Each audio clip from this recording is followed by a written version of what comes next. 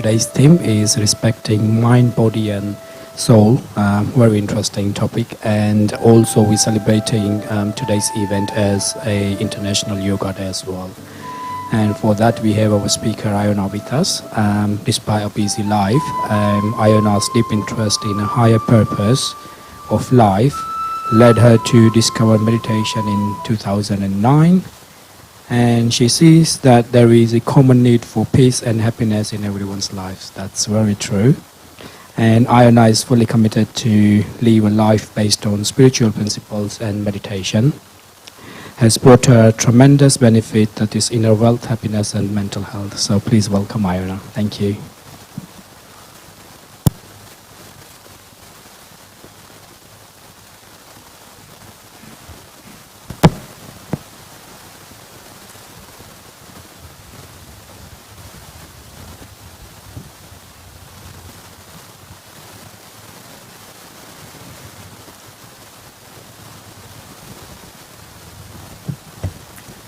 Thank you for the invitation. Are you able to hear well?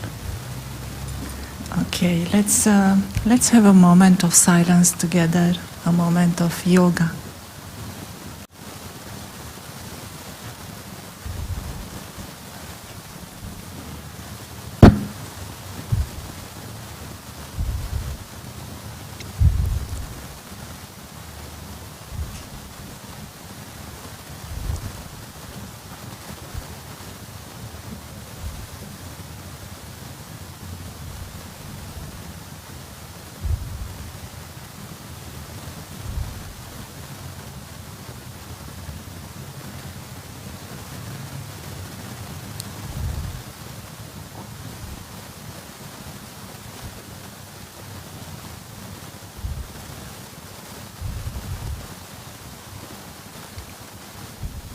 Thank you. We are looking at the life of a yogi. What is yoga? What is yoga? In a very simple, practical definition, yoga means to live at home with your parents. Good parents, perfect parents, in such a way that the mind is carefree and is looked after. We all have good memories from childhood. Parents means protection, parents means safety, nourishment, entertainment. They try so hard to entertain their children. Parents means sustenance. There was a study in the United States where they asked children, what are the qualities of a perfect mother? What do you think are the qualities of a perfect mother?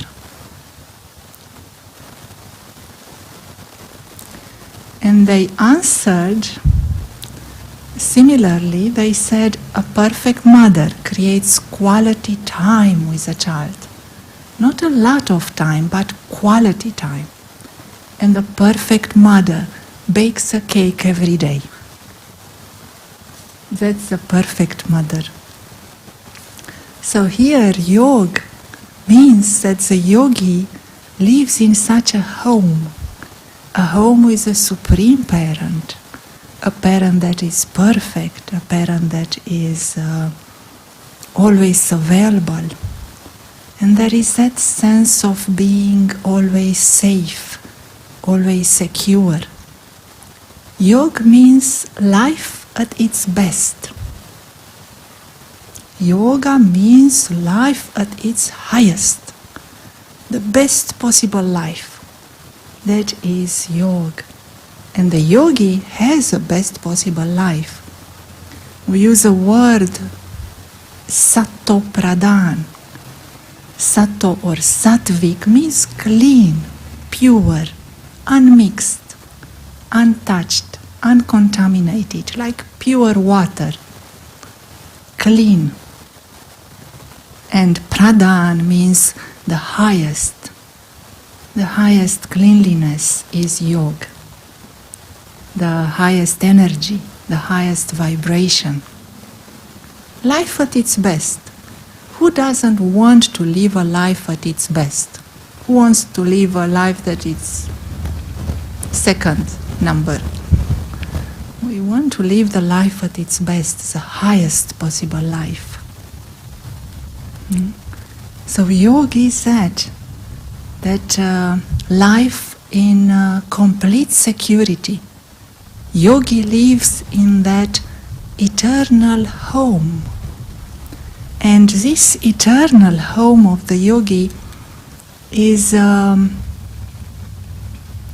subtle, is invisible.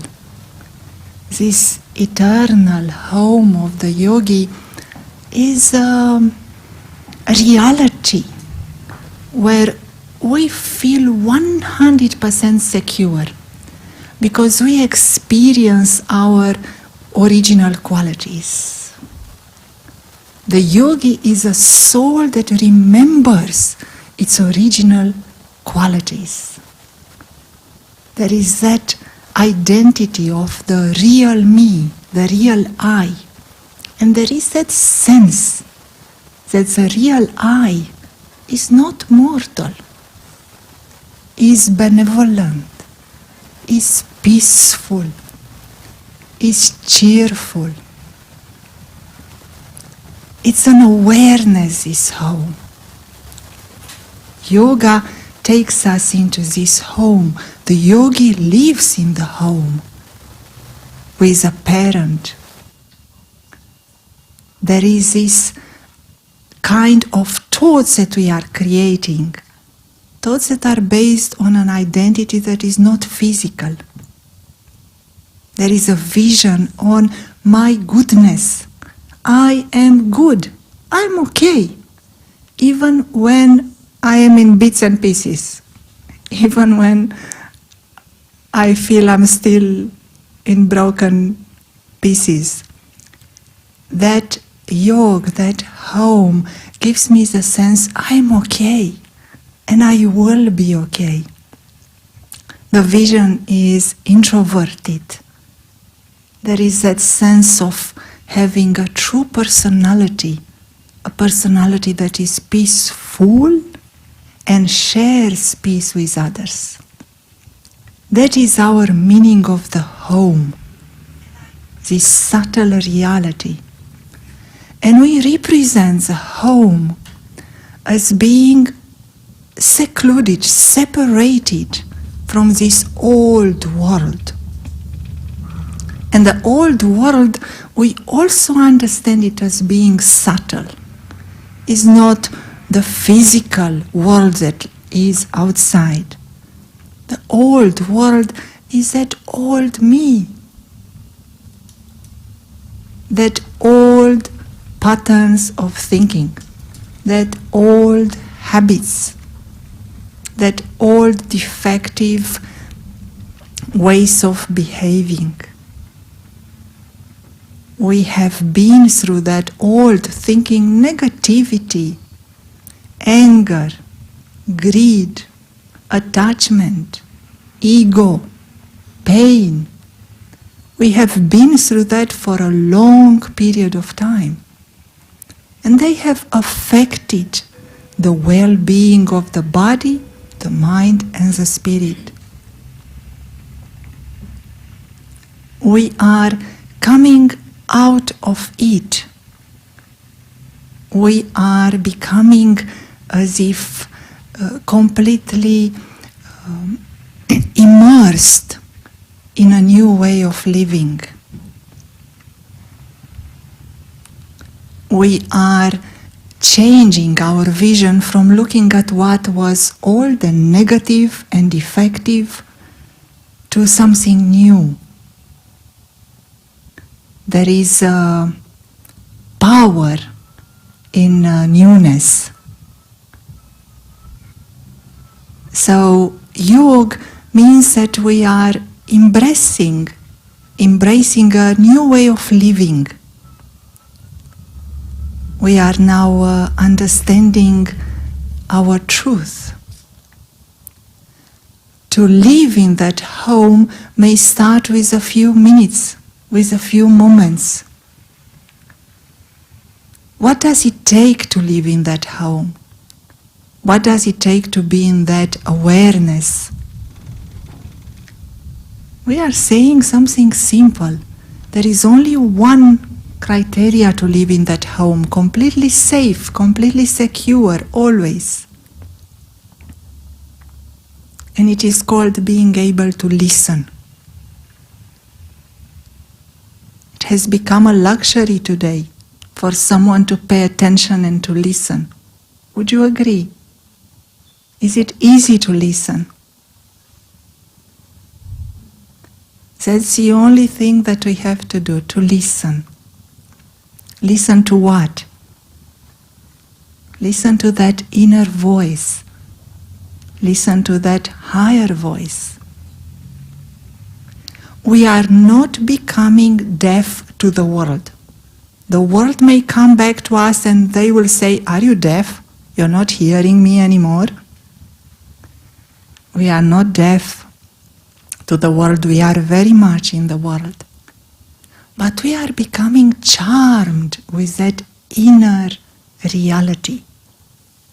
Yoga means recognition of that beauty, of that truth. Who is able to charm someone or something? Only the truth. Only the truth can charm someone. When we find the truth, we're not going to let it go. It is almost as if it puts a spell on us.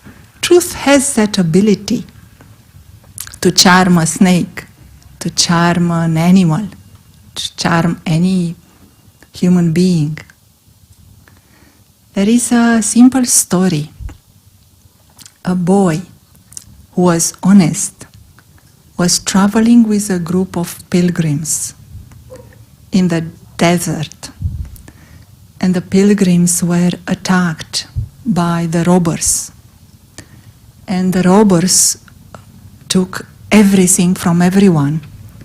Only the boy, they didn't look at him because he was very young. When they wanted to leave, the boy said, "No, you didn't control me. You didn't look at what I have. I have money. You should take them." And the robbers said, "What are you doing? We spared you." The boy said, "No, my mom told me, when you go out, wherever you go, always be honest, be sincere, speak the truth." So I spoke the truth. I have the money. The robbers felt such a remorse. They said, "This boy is very good. Anyone who lives in the company of such a boy, they must be good as well." They returned everything to the whole group. They let them go. That is the power of truth. Yoga means truth. Truth is permanent. Truth is fearless. Truth is victorious. When we find truth, we are able to start to let go of that old habits. We are not interested anymore. Our interests change. Is that correct? Did your interest change since you came into contact with meditation and Raja Yoga knowledge? Yeah. Some interests start to change. Yeah, they did. Little bit, slowly, yes. Yes. In contact with truth, we are no longer interested to look at what is old. We are no longer looking at our weaknesses. I no longer need to dig into what was bad and negative and talk to others and complain and speak about it. There is a growing disinterest in greediness, in watching too much TV. Is there a growing disinterest in watching too much TV, in eating unhealthy food, maybe sleeping too much, maybe speaking in a certain way which is not that healthy, there is a growing disinterest. And when that happens, we are starting to use the body less. Body less means to use the body less. And when we use the body less, the body can start to heal. We start to use the body less from the consciousness of I am a body. Yoga means I am. Who would like to fill in the sentence? I am. I'm a soul. What did you say here? Peaceful. I am a peaceful soul. I am a soul. I am the being of light. I am an elevated soul. I am not the body. This one thought is a thought that tires us the most. I am the body. This thought is as if doesn't give peace to the body. The body cannot relax, cannot energize, cannot refresh itself. We become bodiless. Use the body less from the consciousness that I am a body. I am a soul, and this is a costume, and we are expressing ourselves through this costume. Then the body will heal itself naturally. We won't need to do much else. There is healing, there is energy, there is feeling of being refreshed, there is a longer lifespan. Any questions so far or comments?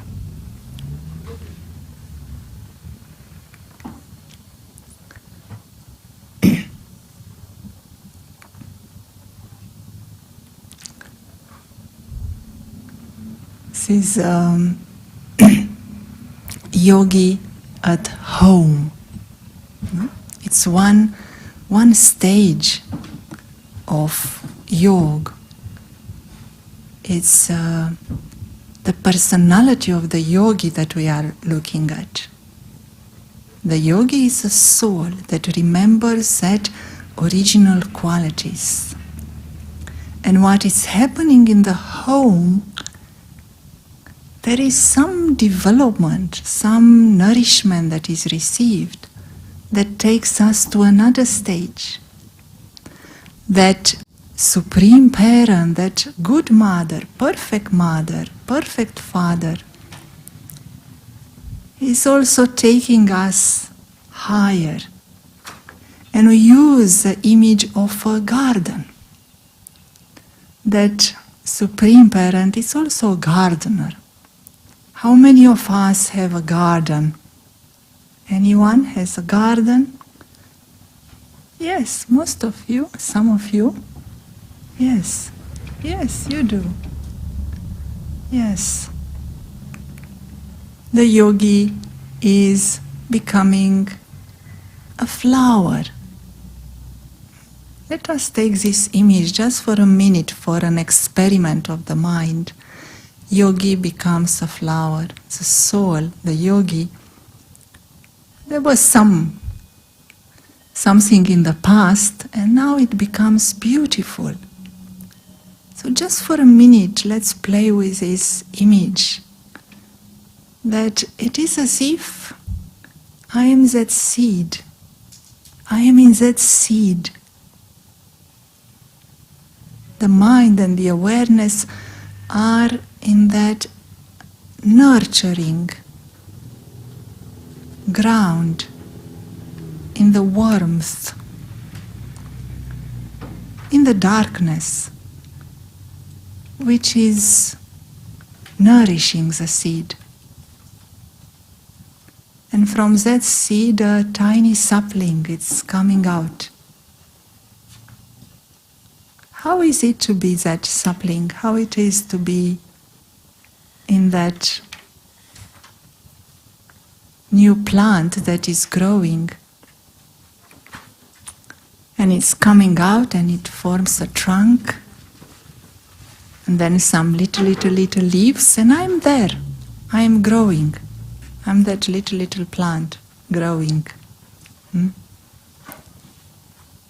With that small leaves, and it takes time to grow. What can the flower do? It cannot speed up the process until it grows and it becomes that beautiful flower. So what is the life of a flower? What do you think it's one quality that describes that life of the flower? What did you experience? Delight. Yes, beautiful. Yes, I would add to that, the flower is quietly growing and it has a lot of patience. There is so much patience in that slowly growing up. Patience and confidence. Confidence that I will become that flower. The flower has no doubts about it. It does not stop every now and then saying, am I going to become that beautiful flower? No, the flower knows there is a plan, there is a program. And when it becomes a flower and it's so beautiful, does the flower know that it's beautiful?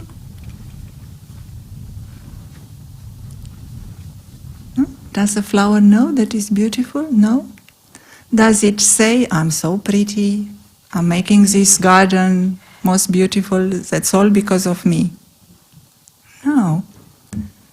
It's the embodiment of humility, the flower. It doesn't even have the awareness that it's beautiful. It doesn't put a big board. I'm the prettiest flower in the garden. You all owe me so much. If it wouldn't be me in this garden, no one would be. Patience, humility, zero comparison.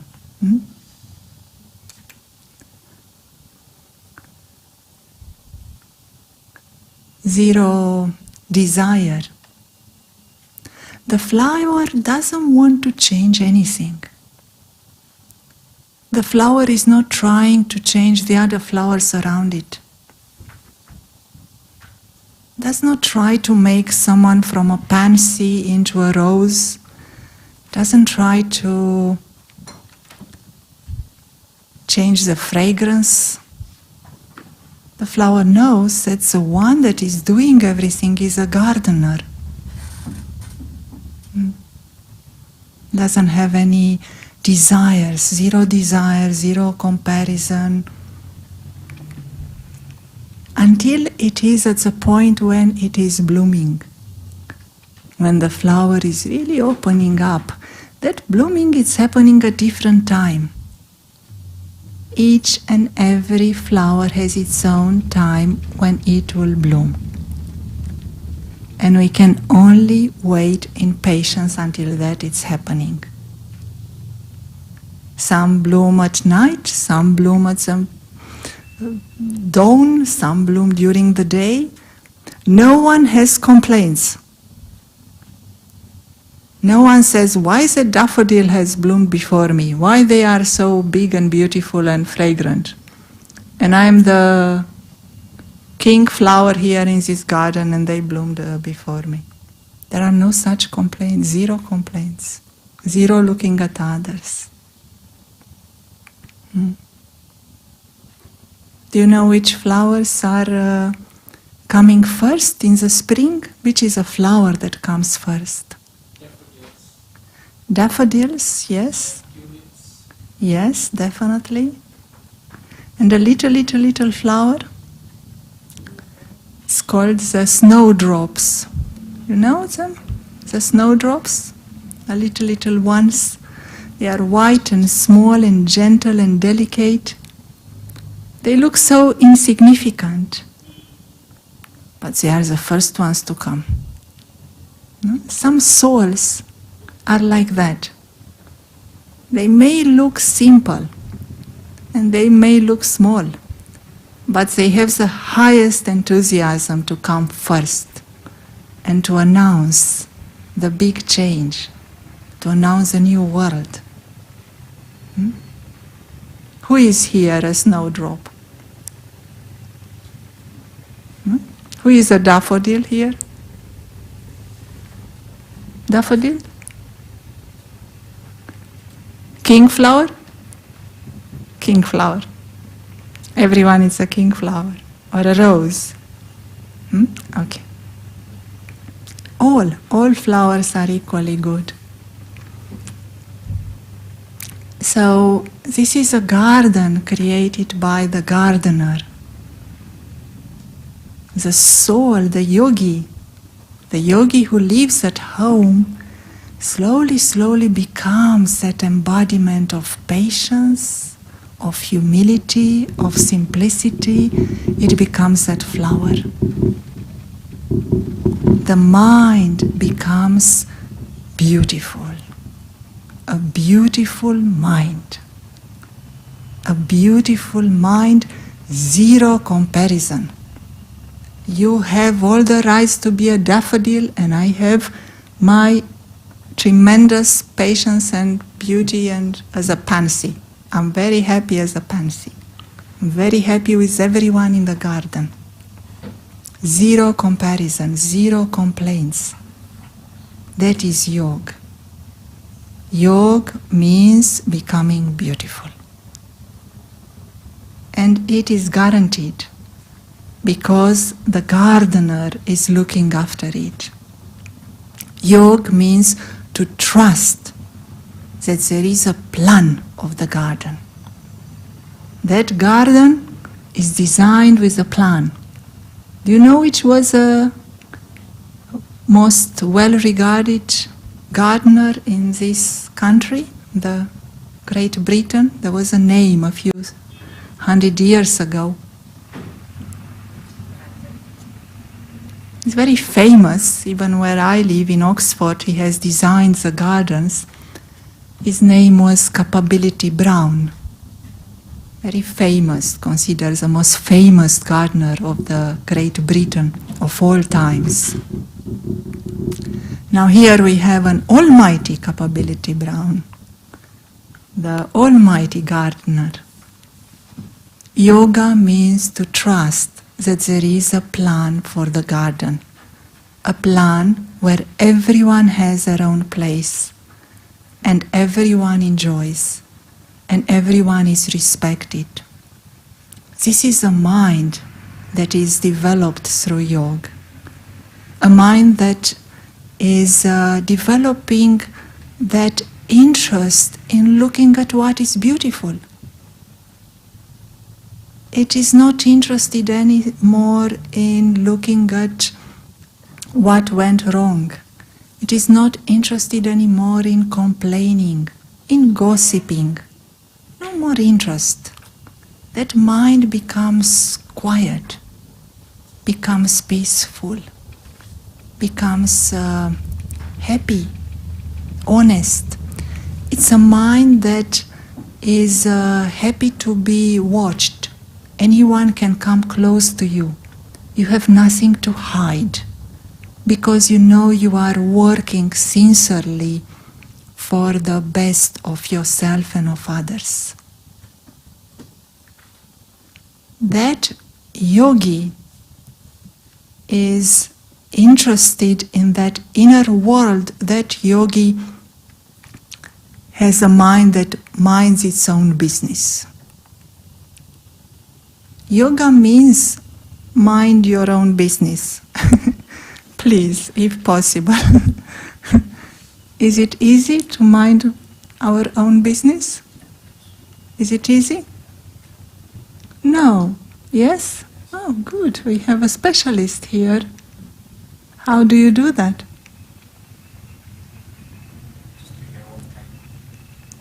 Okay. Not to interfere, yes. Very good. So we can learn from you. Okay, you are saying the young age has a... And knowing to mind your own business, that is really good. It is very good. Yes.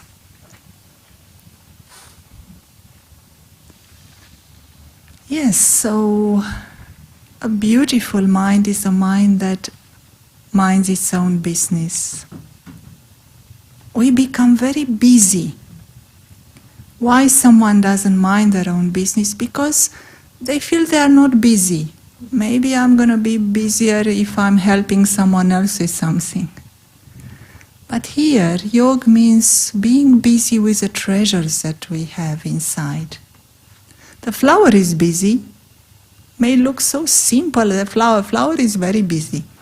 It's busy to count how many petals it has. It's busy to watch the butterflies flying. It's busy to give some shelter to the honeybee. It's busy to look at the eagle. It's a different life. In the same way, our mind, the beautiful mind of the yogi, is very busy. Busy to see the moments when I was appreciating others today. Busy to see the specialities of everyone. Busy to acknowledge the progress that I have made, even though it's that little. Wow, it's fantastic. Today I have meditated a minute more than yesterday. Wow, that's great. This mind becomes busy in this way.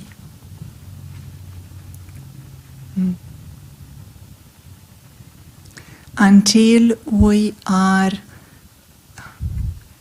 getting to the point where we are able, the yogi is able to share everything with the others. Until that moment, there is that understanding that in order to become beautiful, first I have to mind my own business. And when that beauty is blooming, then we will be able to share it with others. Any comments so far or questions, or would you like to say something now? I just want to say that it makes a lot of sense about minding your own business, or rather my own business, because thinking about it is what you just said about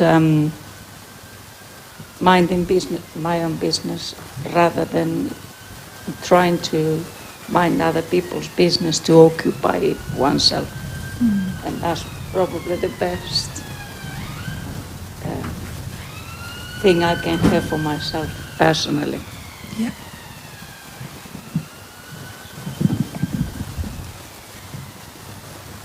Yeah.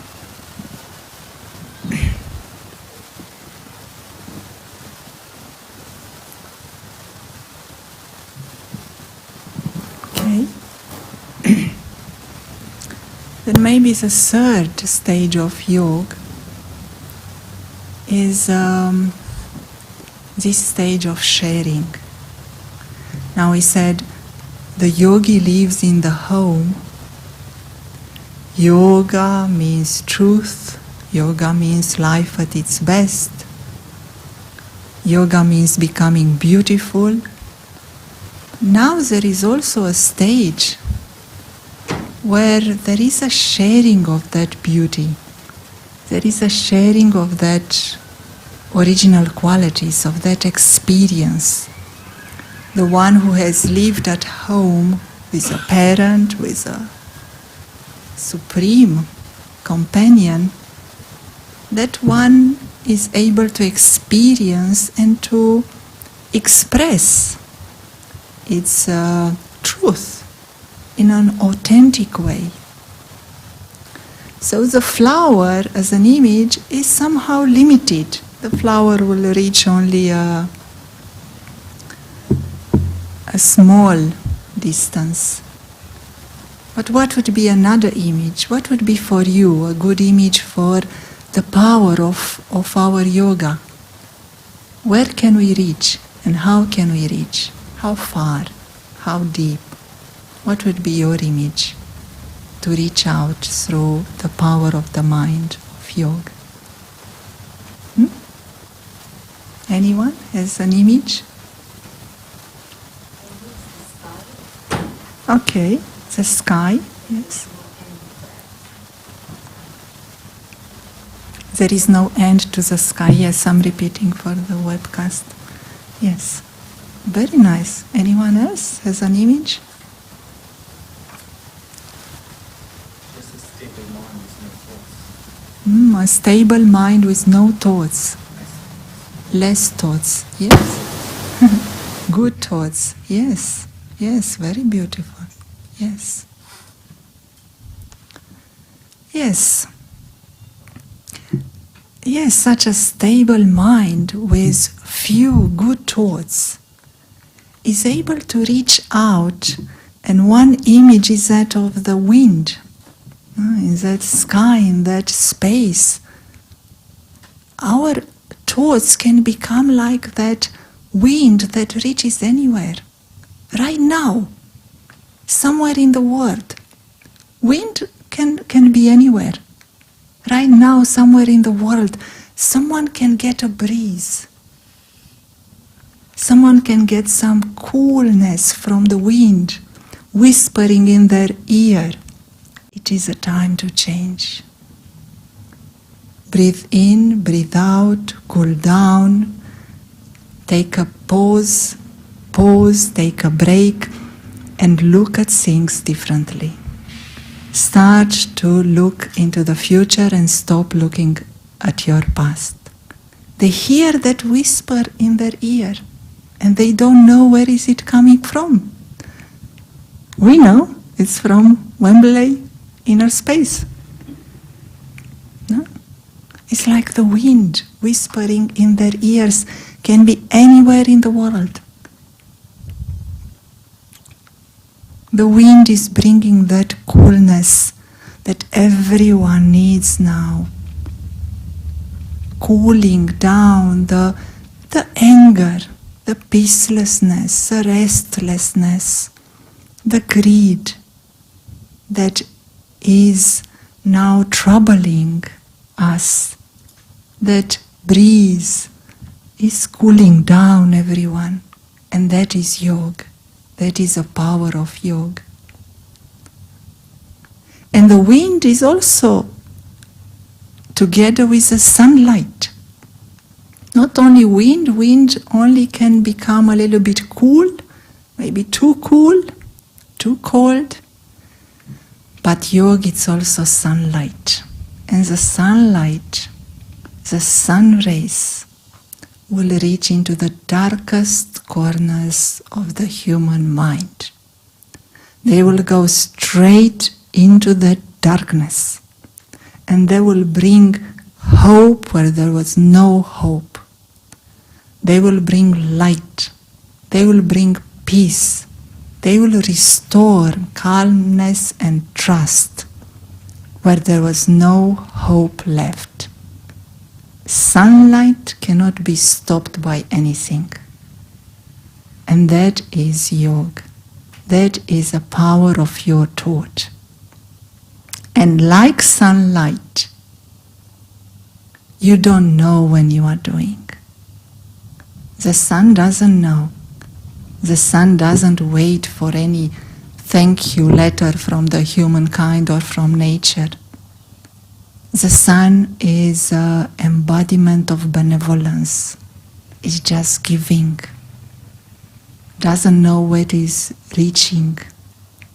But everything owes everything to sun. Yoga means this sunlight that is reaching out everywhere. Yoga means donation. Yoga means donation of life. The one that has experienced that life with a Supreme Parent, the one who has experienced the original qualities, can donate that to everyone else. It is donation, and it is a donation of a king. Yoga means becoming a king and seeing others like kings. We see others as being kings. Donation of a king is different from the donation of a merchant. Do you agree? This is a donation from a king. A king does not count how much he has donated and how much he received back. The king does not look at how many visits I have done and how much return do I get. The king does not ask how many likes is charity. King is noble, is detached. The merchant has a different perspective. He will count how many followers, how many are watching, how many are listening, how many are joining, contributing. Yoga is a donation of a king. Yoga means the yogi is a donor. The yogi is a donor who just gives. Is a silent donation. If any of these thoughts are occurring in our mind, how much have I donated? How much they are giving back to me? No one has written a letter yet to say thank you that I'm helping so much. If these thoughts are occurring, it means our yoga is not accurate. It means our meditation, our yoga is not accurate. Because accurate means to be silent. To be accurate, you have to be silent. And silence means wait and see. Silence is like coming to a crossroad and you stop and you look to the left and you look to the right and then you start crossing the busy road and you look to the left and you look to the right and you get there safe. When there is no silence, you jump in the center of the crossroads, hoping that maybe cars will not run over you. There is no silence in the mind. Silence of the mind does not mean that I come to a crossroad and I stop, terrified that I can never cross, and I stay there forever and someone has to come and rescue me and take me over, take me across. Silence means I know already that I have a supreme companion with me and I am safe to cross that road. Silence is this regard for everything and everyone. Silence means nothing in the old world, old habits, old way of thinking, nothing of that is no longer attracting me. My mind is silent to that. Silence means walking with that supreme companion hand in hand and knowing that I'm going to reach my destination. So ultimately, this donation becomes a silent donation. The one that benefits first and foremost is me. The yogi is the one that benefits first and foremost from that silence. Eventually the yogi becomes the one who witnesses his whole life in silence. Wait and see, and have the regard for everything that happens, and engage with it from the security of the eternal home, as a donor. Nothing to take, just to give. So let's stop here and let's have some time for questions and comments, discussion.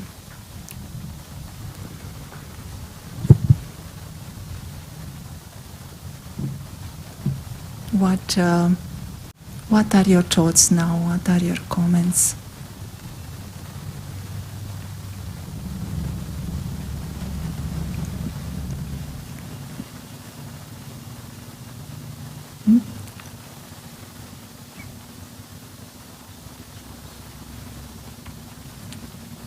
Let's hear from you. What stand out for you? What was most important or take-home point? What did you like the most? Is a question. Yeah. You said to be accurate is to be silent, right? Mm. What do you mean by silence? Because when you said to mind your own business, but if somebody is coming in the way and not allowing you to mind your own business, you need to share something, you need to tell something. So what is your definition of silence, and what do you mean by being silent is being accurate, practically? Yes. Yes. Actually, to be accurate means to be able to be at that point of transition between speech and silence and speech, between action and inaction, between helping or just withdrawing. It's a point of transition. It's like knowing that now I can come into speech at the right time, with the right intention, with the right words, and that is accurate. That silence, that ability to observe, to wait, to stay at that crossroads. That crossroads, of course, are in the mind. There are so many options I have right now. To speak, to run, to hit, to wait, to call a friend. So many options. But silence means to come to that crossroads and to wait. And look. Look to the left, look to the right. Do not rush into the crossroads.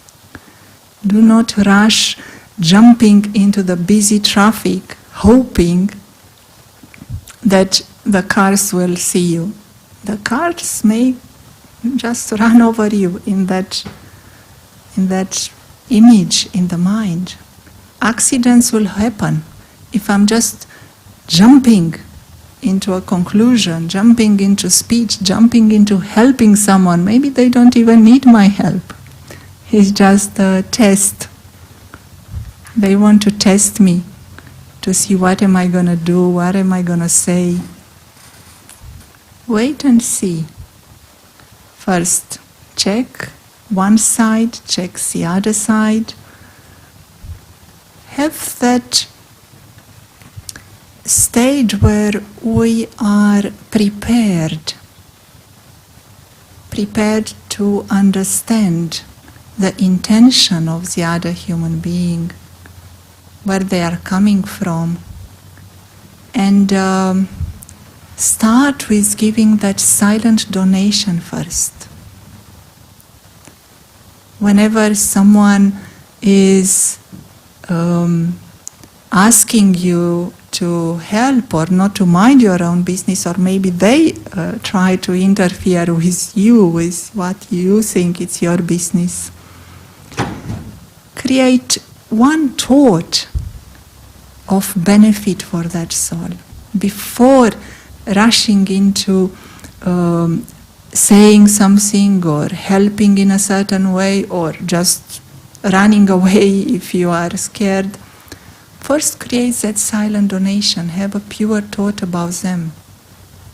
I am a soul and they are also a soul. The yogi is here, the yogi is there. They are becoming a flower, even though they don't know. There is a plan for everyone, and they are part of that plan. That silent donation at the thought level will help. That is silence as well.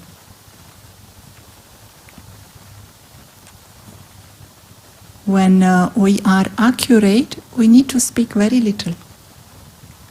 We speak because we are not accurate. We speak because we have to apologize. We have to excuse ourselves. We have to explain. We have to complain. We have to give solutions. Someone who is accurate will speak very little. And someone who is silent, this deeper silence,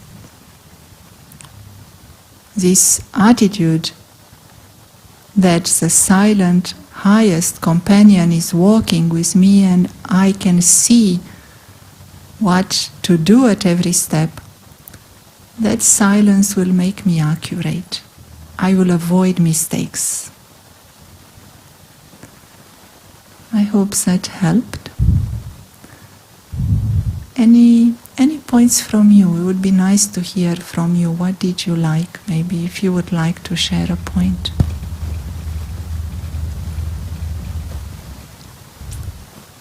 Please. Yes.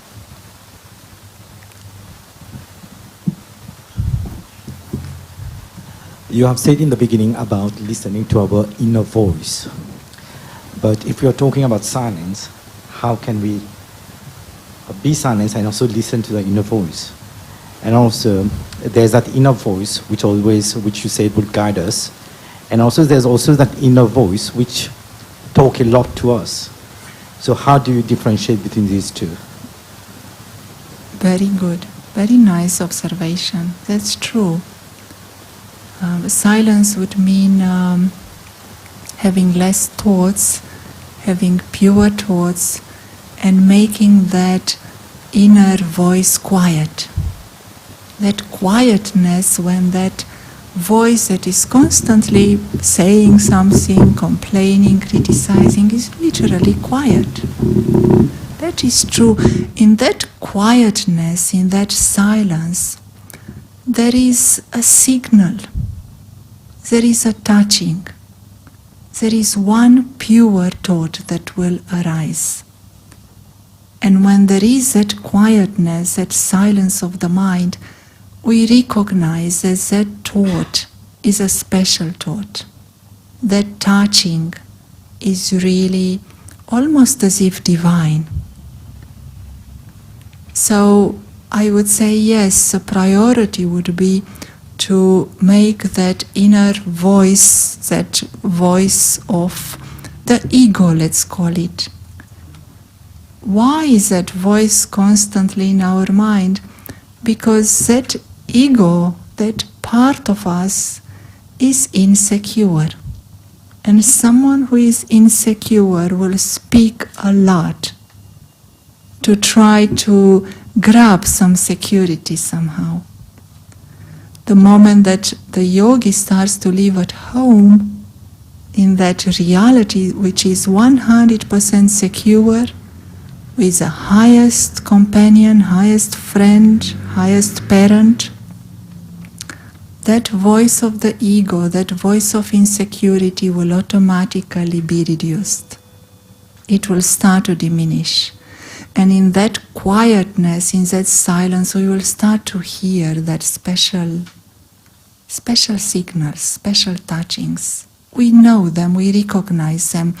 But we also, as we said, the only criteria, the only requirement to live in the home is to listen. We have to have that courage to follow when that voice speaks to us. If that voice is telling me today, please meditate now 5 minutes, don't watch the TV. If I listen to it, it will grow in power. Tomorrow it will become stronger. If I don't listen to it, it will become weaker. Tomorrow again it will speak to me. It will tell me, please be kind to your friend. Do an act of kindness. If I listen to it, it will become stronger and stronger every day. So what it takes is, yes, to recognize that and have the courage to follow it. Even though sometimes it may say, do not spend now time with your friends, but spend some time in solitude to create your inner peace. I need some courage in that moment to step away in order to come back with peace and love. Maybe one more comment someone would like to make? Do we have time for one more comment? I think you wanted to say something.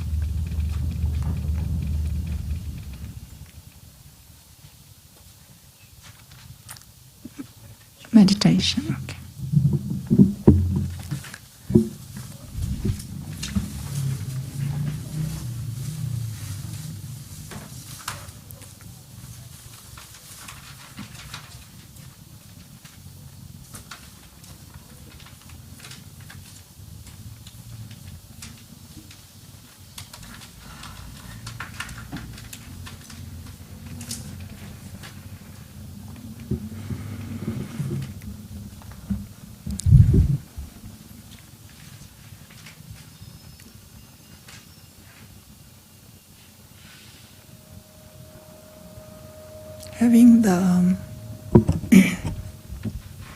Having the feeling of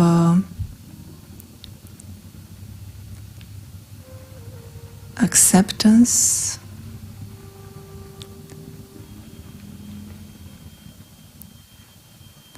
accepting whatever is around me, acknowledging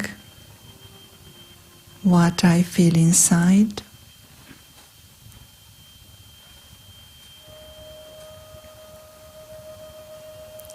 The yogi, the soul,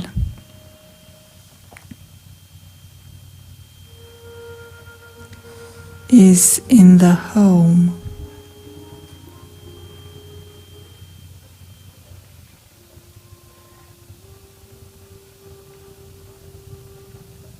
The yogi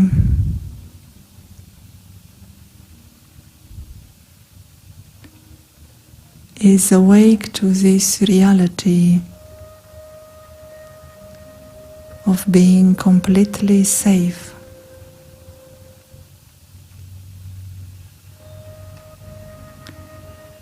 A reality of light.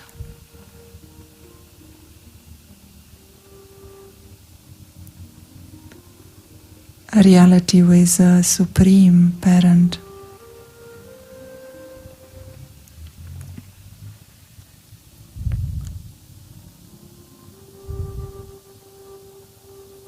A reality of peace, of trust.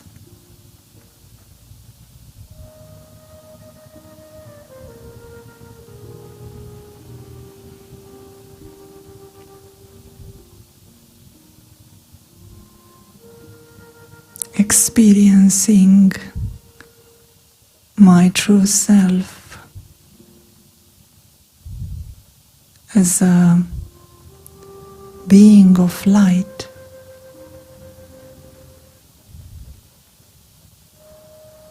radiating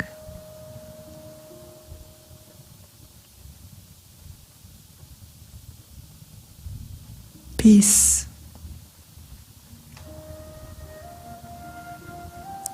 becoming aware of the beauty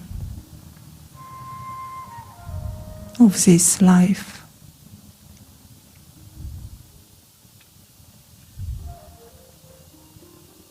the soul,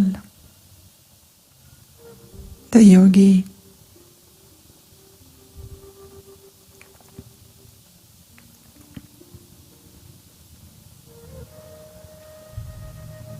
is free.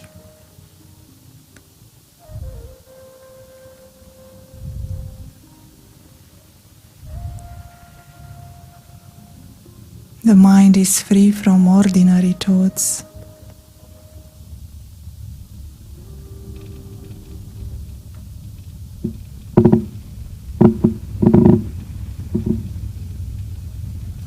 There is awareness of others being in the home.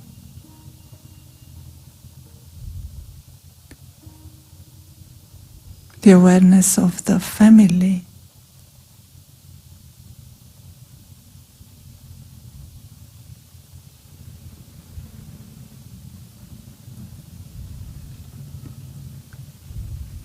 Being bodiless, seeing the body as a costume,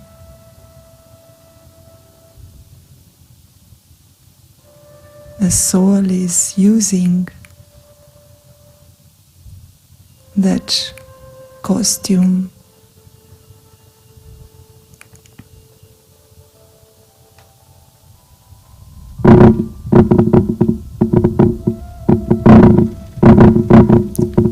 And from this awareness,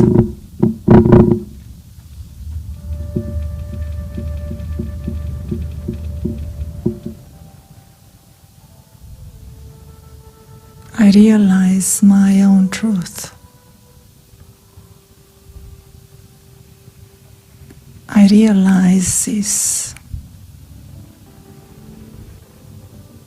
divine nature, immortal nature, victorious nature.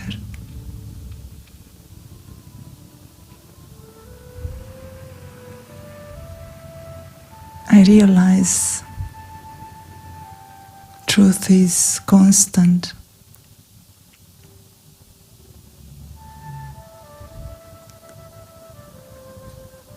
Truth is fearless.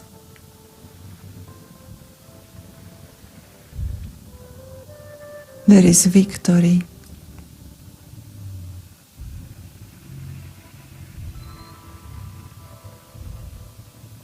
There is a sense of being in the light and spreading light.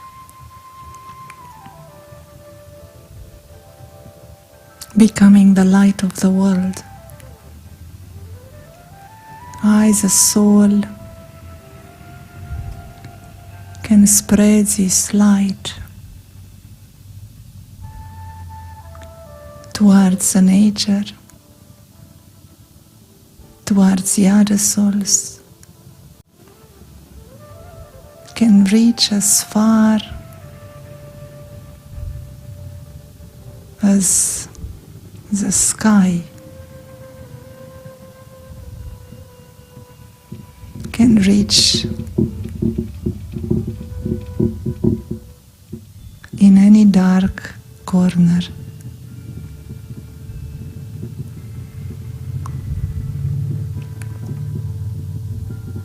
I, the soul,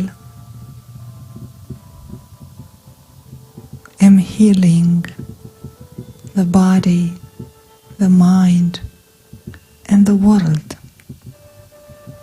with patience, with humility,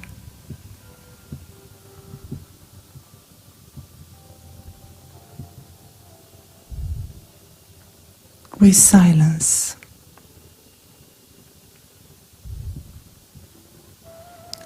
As I go deeper into the silence, I realize the presence of the Supreme. I realize He was always by my side. He is holding my hand. he won't let go.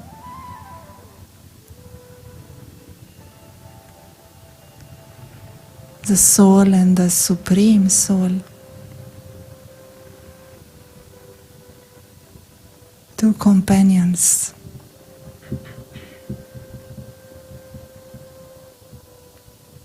reaching out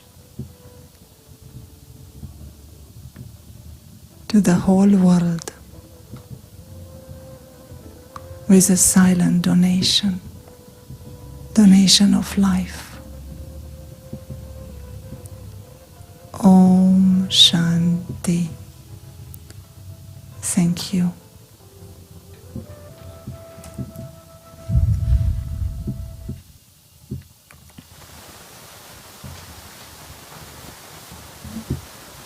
And thank you to the webcast and those who are watching online. Thank you. Thank you, Ioana, for the wonderful talk and all the tools and tips given. Our next week talk, same time, same place, and the topic is impact of words. Today, the product of the week is Experience Meditation, very interesting book, and it comes with a CD. And also, it comes to show, show you the step by step. Like I think it's step 1 to 8 for Experience Meditation. So it's available in the shop. You can browse through on your way out. Once again, thank you for joining, all of you, and have a safe journey. Thank you.